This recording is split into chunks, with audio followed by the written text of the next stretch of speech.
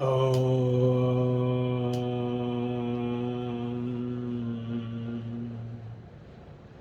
Asato Ma Satgamaya Tamaso Ma Jyotirgamaya Mrityurma Amritam Gamaya. Om Shanti Shanti Shanti. Om Divine Mother, take us from unreal to real, from darkness of ignorance to light of wisdom. Take us from death to immortality. Peace, peace, peace. May in this difficult time, as the sun rises, as the wind flows, as the clouds come and go, as the river water flows, as the energy remains constant, only changes from one form to another, may the Supreme Consciousness, Supreme Existence, Supreme Ananda protect all of us from everything which is negative, from everything which is asura pravritti, from everything which is bad, and purify us to build a shield around us with the practices of the Supreme Energy that repels all sicknesses, disease, infections, COVID-19, and whatever. Jai Guru. With that, we start off with a little understanding and introduction of, we have been talking about the various processes of the Patanjali Yoga Sutra processes and the Vedantic process of the meditation. The basic principle that we see is sit still, no movement. Tell yourself, anchor your body with the breath.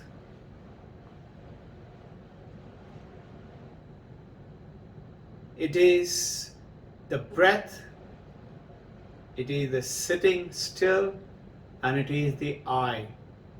The ancient rishis found out that with the movement of the eye, like the car wiper, as it is moving, if I keep moving my head with the wiper, I cannot see ahead. The wiper should keep on going, but I am looking straight ahead because the windshield is kept clean. The mind is continuously going to travel, but I am not going to be fluctuating with the mind. It is something like, if you look at, the lions and the lionesses in the forest, they're majestic, very powerful, very clean animal, eat whatever they kill and then leave the body for others to devour, and they go away. Now, if you notice such a powerful lions, lionesses, you dare not go nearby them. But have you noticed there are certain birds which comes fearlessly sit on top of them, keep pecking their teeth. The lion can easily chew them and kill them and eat them, but they don't. The bird is fearless and the lion cannot catch them. The birds come, clean up the body for pecks and insects, clean up their gums. The mind is like that with the lion, which is our consciousness. And the mind is like that bird to the lion or the lionesses. It's continuously pecking at things. Powerfully friendly mind is a very good power. So, if the mind is good, it can do anything for you. And if the mind is bad, it can take you to hell. So, this is why they found that the mind cannot be fixed, but you can hold on to the breath. So fix the breath. Anchoring the breath was the counting which we did, a little process. You could count it mentally, breathing in and breathing out as one. Breathing in, breathing out as two. You're not actually counting the breath. You are not in the Advaita Vedantic meditation. You're not following the breath, but you are reflect on it, understand it, anchoring the mind. You're pinning the mind down to fix it. And once the mind is progressively fixes, the mind loves to do something. That's why it is continuously following the eye, following the smell, following the senses. There is one of the brahmachari, amongst 10-12 brahmachari walking with their guru, at night going back to their rooms. They used to walk for about 30 minutes. Everybody had to tell one sloka of the Bhagavad Gita or Vedanta, depending on what was the topic, and then speak 2-3 minutes on it. Beautiful process. They oriented themselves with the ancient Vedanta that way. And as they were going back, just about to enter, one of the brahmacharis saw outside the hut door beautiful flowers and nice fragrant flower. So he just leaned forward and smelt it. Very simple, loving gesture, admiring nature. But the guru immediately snapped at him. He said, "What is this? This is the attitude of a bhogi. Whatever you see good or something, you have to touch it and taste it and smell it and eat it. And yogi is different from a bhogi. A bhogi keeps on following the senses, following the mind. The senses coming and bombard the mind is restless, breath is restless. Notice when you get angry, when you're calm and peaceful, you hardly realize you're breathing. You're holding a baby in your hand. You've got a smile on your face automatically. Looking at a powerful mountain, snow-peaked, beautiful, clean glades, green, everywhere, lovely rivulet. You're enthralled with the picture. You have forgotten your breathing. And when you're stressed out, racing for money, name, fame, I have to do this and chores to do and to complete. We have no time and we are so stressed out. We forget how to breathe. And this was Swami Iyengar's observation when he visited America and Europe and carrying Indians meditation 70s. This is what he wrote in his book. I noticed they do not know how to breathe. All their breathing is from the lung. And notice as a Kriyan yogi, you breathe from the abdomen and the lung. And it's a wholesome breathing, more breath, more oxygen, more energy. And you're also anchoring the breath when you're doing the meditation, not only anchoring with the counting, you're also anchoring by the feeling of the rise and fall of the abdomen. Breathing in, abdomen is going out. Breathing out, abdomen is sinking. You're anchoring your mind. So mind is like the monkey running around and round and round. And Vivekananda explains it. The human mind is not just like a monkey alone. The monkey has eaten, those many of you must have seen in the jungle. Those if you're fond of a jungle in the mountains, you will see them. It's in most of the parts of jungles in India. It's a red, big flower, orangish, reddish, big flower, like a hibiscus, java fool, like that. But it's very thickish in leaves, and it's very intoxicating. It's called flame of the forest. And the jackals and the monkeys and bears, they love to eat them in the jungle. And they get drunk with it. And then they lie down under the tree and go to sleep. And here, a monkey which has drunk this flower, eaten this flower, got drunk, has lost his grip and fallen on the ground. And as it is fallen, Vivekananda is saying, human mind is like that monkey. It is not just fallen after getting drunk. It is now being bitten by a scorpion, and it is with the sting jumping up and climbing up into the tree. And then he says the human mind is so bad, if it is not under control, now a ghost has entered that monkey's body. Just imagine the plight of that poor monkey. What do you do when you anchored the breath? Follow the abdomen and follow that hamsa or omkar as given by our Gurudevas. Or in the Advaita process, awareness. Job is changing, home is changing, I am constant. Days are going, months are going, years are going, age is going, I remain constant. I am the same one which was 7-8-year-old baby and youth and growing up teenagers and to an adult, and now I am 30, 40, 70, 100. I am remaining the same when I go to Jagrat, to Sushupti, to Sapna. I am the same one, which is the Turiya.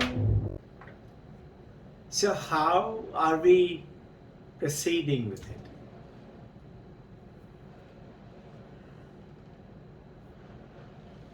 This, what you do in training the monkey now, is not to go from one branch to another tree and to another branch. Training the monkey now to go up the same tree, up the same branch. That is how, let us say, Patanjali's Ashtanga Yoga, let's say Yama. Ahimsa Satya, Brahmacharya Ashtya Parigraha. Ahimsa. You have to follow all of them as per the Vedanta, as per the Patanjali. What is Vedanta Yama say? Vedanta Yama is not telling you follow all those 5 steps, though they are telling you to be aware of them. But no, you are aware of everything is Brahman. What is Vivekananda saying? What is the purpose of meditation? What the goal of meditation? He goes on to say, those who have plunged in headlong to the samsara and earning name, fame, doing well in the examination, or doing moderately and earning money and name, fame, or doing muscle tricks, or doing wrong things, or doing right thing, whichever way. Right things is also a bandhan, a chain.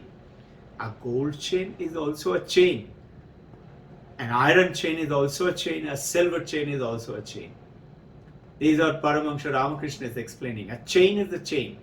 And these are those expectations and results oriented in karma.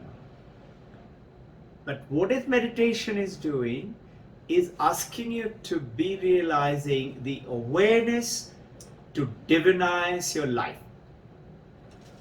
What is Pratyahara saying? Withdrawal, withdrawal, withdrawal. What is Dharana saying? Vritti, focus, focus, focus. And Dhyana is absorption. Samadhi is absolute absorption. But notice what is happening in the Advaita Vedanta. Also in the Advaita meditation, you're going to Samadhi. But you're going into straight with an awareness. How will that happen? Simple understanding. Princess of Kashi. Notice, he had sankalpa. Sankalpa is desire. He had desire, I have to marry this girl. What did the Wazir say? Did the Wazir tell him, sorry, you cannot marry her, she is already promised to someone, she is already married to someone? In the yogic process, he would have been told something like that. Or, don't look at a girl, stay away from the girls, renounce, go down to the mountain. Words of that kind. What did Princess of Kashi get the message? Very simple, instantly. How, without following that, how did you suddenly become aware? What does it mean by Vivekananda? Divinize your life. Instantly from the awareness, instantly Princess of Kashi got the message. Tat Tvamasi. The prince was told, no prince, this is not Princess of Kashi. He said, whoever it is, I am going to marry her. Otherwise my life is hell. Imagine, desire, sankalpa is there. Without pulling out the plug of the TV, Vedanta is saying, divinize your life. Be aware it's only a movie. Be aware this is Swapna. Be aware this Jagrat Sapna, Sapna Sapna, Susupti Sapna. Sapna is there in Susupti in terms of that samsara is there in the Swapna, in the Jagrat. Dualism, we just covered it. Samsara is dualism. Dualism comes from the mind. I am separate from you. That's samsara. In the Susupti, in deep sleep, it is still there. How? You have no sense, your body is not there, mind is not there, memory is not there, but there is something which is there in a seed form, as Shankaracharya say. When you awaken from it, your samsara is going to come back. Your bank loan which is pending to be paid comes back. Your office job which is little versatile, problem comes back. But what is the meditation doing? Divinizing your life.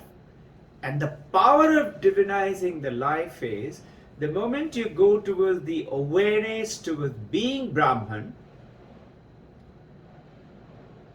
Satyam, Jnanam, Anantam, Brahman. Satyam, existence. Jnanam, consciousness. Anantam, infinite, is Brahman, is Ananda. The moment you understand that, you're divinizing, and now what happens? Those material gains for which you were racing, for the good job, for no COVID-19 should infect, those people who I'm trying to protect should be protected. Think, a human mother and a father never brings any suffering to their children. And the Divine Father and the Mother, they're infinitely powerful, God and the goddesses. Why should harm come to you and me? Go back to our earlier understanding. God is not creating it. It is I am creating by my karma, which is going to come back to me. And this is why Shubh Shubh Bolu, Shubh Shubh Karo. Ishware Anurag, Vishaye Virag. Paramahamsa Ramakrishna. Absolute attachment to that Brahman. Call him God, Mother Kali, Krishna, Shiva, Allah, Christ. Anurag. Vakulata. I am craving for it. I want to see the light, the Atman, the God, the Krishna. Remember the story of Shiva? Craving for Shiva, when will you come, when will you come? And eventually Shiva comes in the dream to see the man without the head. You will see me tomorrow. Look for the man without the head. He goes around everywhere, man without the head, man without the head. Everybody's got a head. And then he suddenly realizes and he looks at it. This is me. Where is my head? I can't see my head. He said, this is me. And this is where the divinize your life, Shivoham, Shivoham, Shiva Swarupaham comes in. The meditation is taking you to the divinization of the life, and the moment you do that, promise from Taittiriya Upanishad, you will become Brahmavid, knower of Brahman. And the moment knower of Brahman occurs to you, which is the journey, everything is instantaneous. It will happen. You don't have to keep on waiting to become Brahmavid. As you're taking the journey, it will happen. You will find that fluctuation of the job. Sister Nivedita came all the way, 1986. 1986-87, she came to India. Landed in Calcutta port. Vivekananda had gone to receive. And she came and Swami Vivekananda slowly introduced her and then gave her the brahmacharya in about a year and a half's time. Somewhere in 1987, she was initiated. And then she was to get teacher. Children, nobody wanted to give children to a Christian lady. British looking, she'll become Christian. Nobody will marry my son, nobody will marry my daughter. Vivekananda started telling. Now Nivedita wanted to start a school. Notice, Vivekananda wanting to start a school. Nivedita is saying, we don't have money, how do we start the school? And Vivekananda told her, why must you worry? This is mother's work you're doing. Hey, you and I doing mother's work. Divinize our life. He told Nivedita, you enjoy, continue to work with holding truth, which you are. And just watch, money will come. 1987, Vivekananda went back to America. Primarily he went to California and worked there, but he came to New York also and he met his old friend and got the money and sent it back to Nivedita. School started off. That school was diluted, and right now there's a big group in the Nivedita's 150th anniversary. It started off that school again beautifully. So notice, as you're in the process of the divination, things will happen. It's mother's work. Mother will do it. And why will Divine Mother punish you and me? It's we punish ourselves. But seek Mother's protection. Pray, Mother, hold my hand. Show me your light. Purify my mind. Manaha Shuddha. Chittya Shuddha. Purify me. Automatically it will come. Divinize your life. So in this journey, be aware, be aware of what you are not,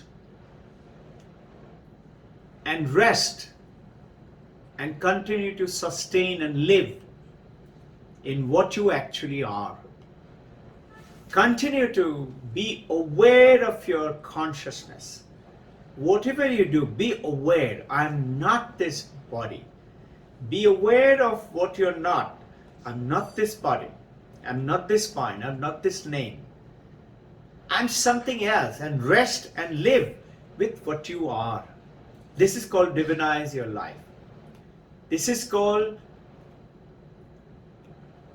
Vishaya Virag. Vairag and Viveka. Viveka is discrimination of what is not real and holding on to what is real, and seek blessings of the Supreme Brahman, which you are. We can doubt lots of statements about God's existence because I can't see. So Vedanta goes and says, and who are you?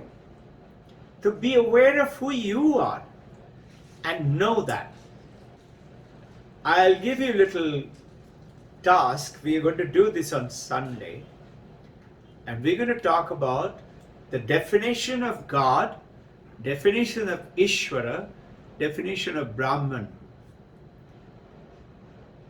You know it. What is Ishvara? How do you call God? How would you define God? Define Brahman?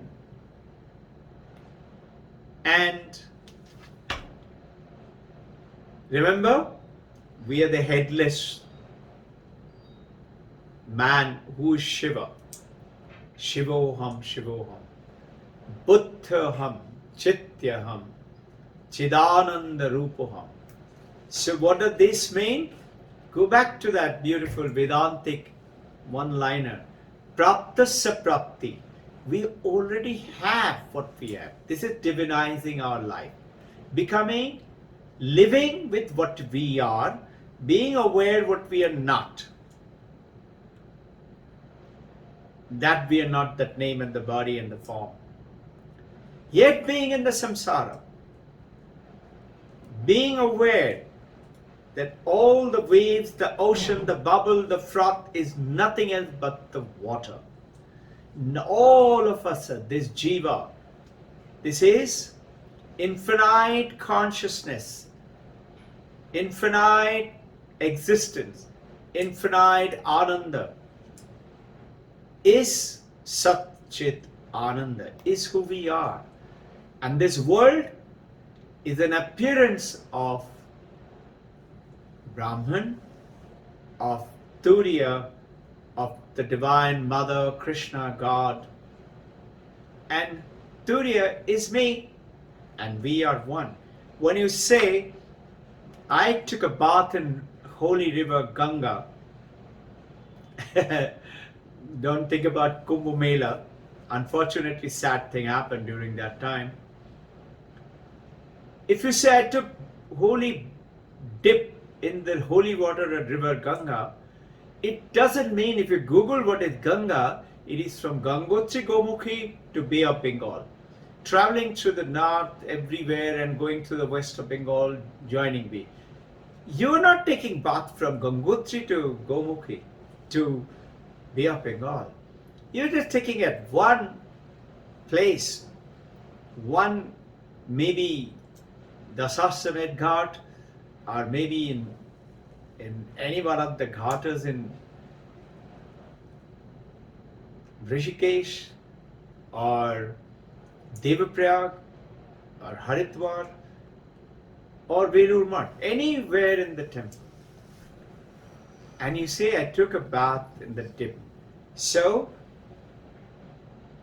this is called a pointer. Now, becoming praptasya prapti, what we already have, Vedanta gives it to us. Nivrittasya nivritti, what we are not, what we don't have, Vedanta takes it away. Actually, we don't have the ignorance, but we are suffering from that ignorance because of the mind. So the task is for you, ready to take it on? What is the definition of God? Ishvara, Brahman. Akasha Shanti, Prithvi Shanti, Vayu Shanti, Jalaspataya Shanti, Gaur Shanti, Agnyaya Shanti, Manaha Shanti, Chittaha Shanti. Om Uttaradisha Shanti, Dakshinaya Shanti, Purvadesha Shanti, Paschimaya Shanti. Om Shanti, Shanti, Shanti.